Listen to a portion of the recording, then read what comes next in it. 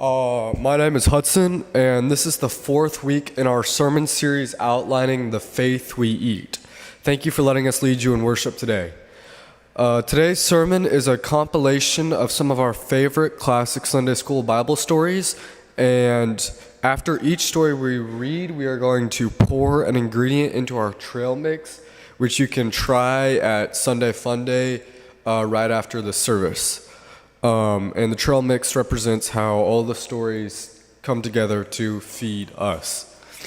I personally chose the story of Jacob's colorful coat because I think it's a good example of how family relationships and emotions like jealousy and favoritism can shape our lives, and it's a story that shows how people deal with forgiveness, and growing up it was always one of my favorites. So the story of Joseph and the coat of many colors from Genesis 37, 2 through 9 and 11. Joseph, being 17 years old, was shepherding the flock with his brothers. He was a helper to the sons of Bilhah and Zilpah, his father's wives, and Joseph brought a bad report of his brothers back to their father. Now Jacob, their father, loved Joseph more than any other of his children, because he was the son of his old age, and he made him a long robe with sleeves. But when his brothers saw that their father loved him more than all his brothers, they hated him and could not speak peaceably to him. Once Joseph had a dream, and when he told it to his brothers, they hated him even more. He said to them, "Listen to this dream that I dreamed. There we were binding sheaves in the field. Suddenly my sheaf rose and stood upright. Then your sheaves gathered around it and bowed down to my sheaf." His brothers said to him, "Are you indeed to reign over us? Are you indeed to have dominion over us?" So they hated him even more because of his dreams and his words. So his brothers were jealous of him, but his father kept that matter in mind.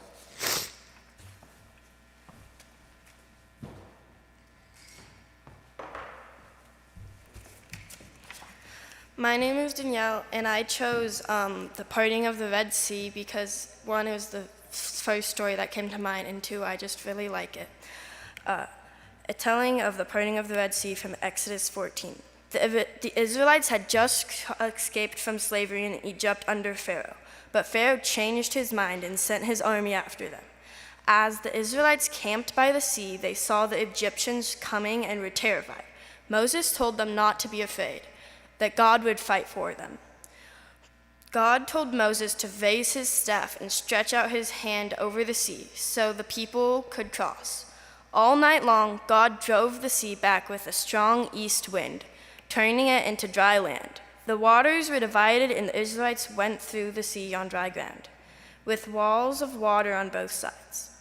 The Egyptians chased them into the sea, but God threw their army into confusion. The wheels of their chariots got stuck, and they realized that God was fighting for the Israelites. When Moses stretched out his hand again, the waters returned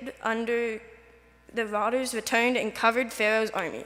The Israelites made it safely to the other side. They sang songs of praise for their deliverance.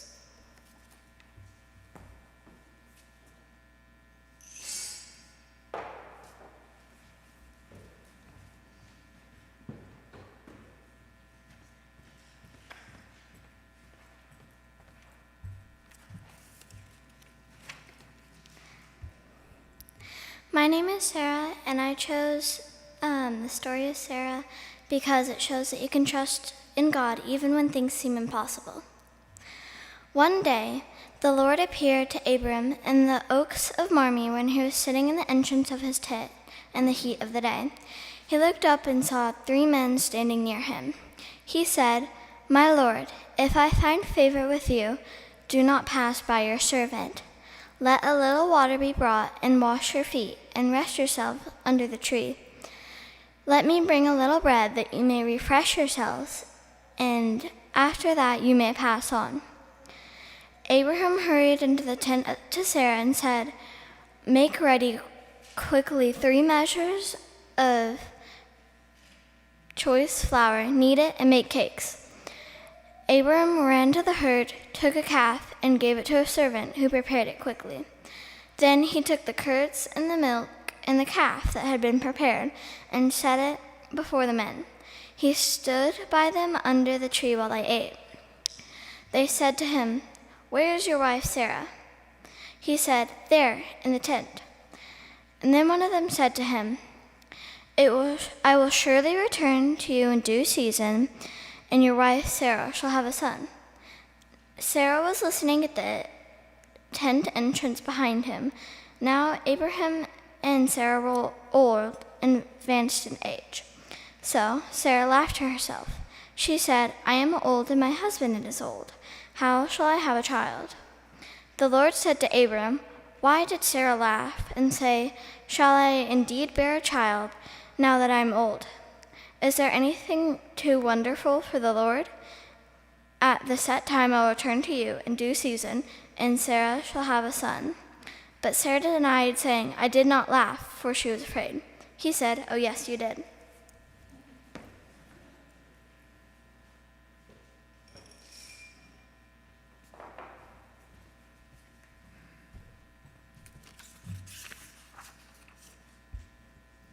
My name is Claire, and I'm going to be reading the story of Noah's Ark. I chose this story because it's one of the first Bible stories we ever learned. From excerpts of Genesis chapters 6 through 9. Now the earth was corrupt in God's sight, and the earth was filled with violence. And God said to Noah, "I have determined to make an end of all flesh. Make yourself an ark of cypress wood. Make rooms in the ark and cover it inside and out with pitch. For my part, I am going to bring a flood of waters on the earth. Everything that is on the earth shall die. But I will establish my covenant with you, and every living thing of all flesh. You shall bring 2 of every kind into the ark, to keep them alive with you." Noah did all that God commanded him. Noah was 600 years old when the flood waters came onto the earth. The flood continued 40 days on the earth, and waters increased and bore up the ark. And it rose high above the earth. Only Noah was left, and those that were with him on the ark. But God remembered Noah and all the wild animals and all the domestic animals that were with him on the ark. And God made a wind blow over the earth, and the waters subsided. Noah removed the covering of the ark and looked, and saw that the face of the ground was drying. Then God said to Noah, "Go out of the ark, and your wife and your sons wives with you. Bring out with you every living thing that is with you." So Noah went out. Then Noah built an altar to the Lord, and the Lord said, "I establish my covenant with you, that never again shall all flesh be cut off by the waters of a flood, and never again shall there be a flood to destroy this earth. This is the sign of the covenant that I make between me and you and every living creature that is with you. For all future generations I have set my bow in the clouds, and it shall be a sign of covenant between you, me, and the earth."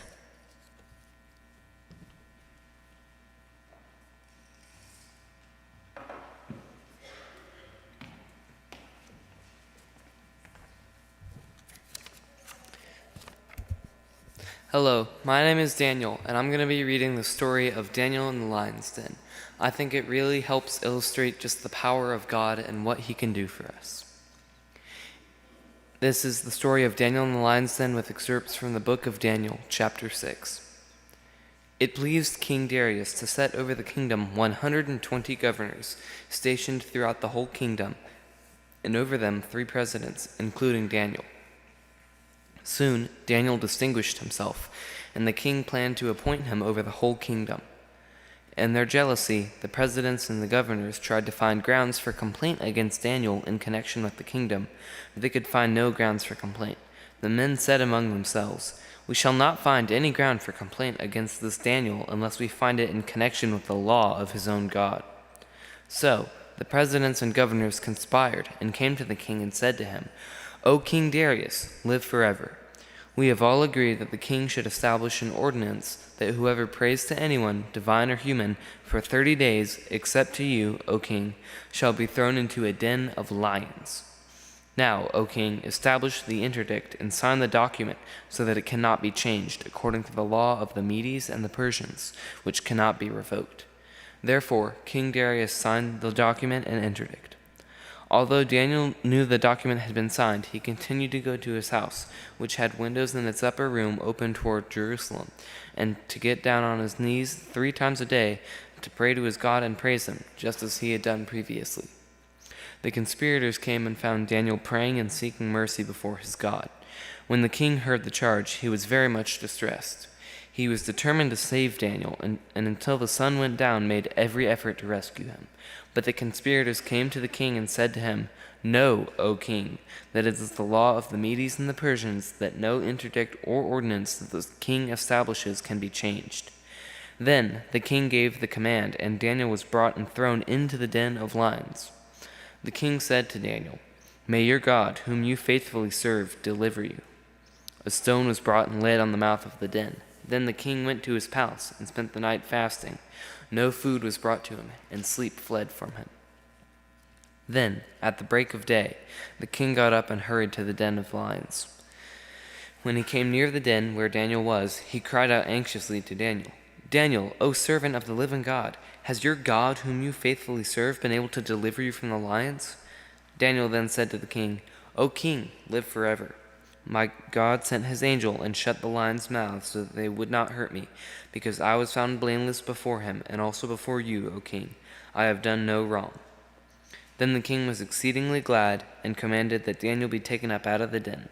So Daniel was taken up out of the den, and no kind of harm was found on him, because he had trusted in his God. The king gave a command, "I make a decree that in all my royal dominion people should tremble and fear before the God of Daniel, for he is the living God, enduring forever."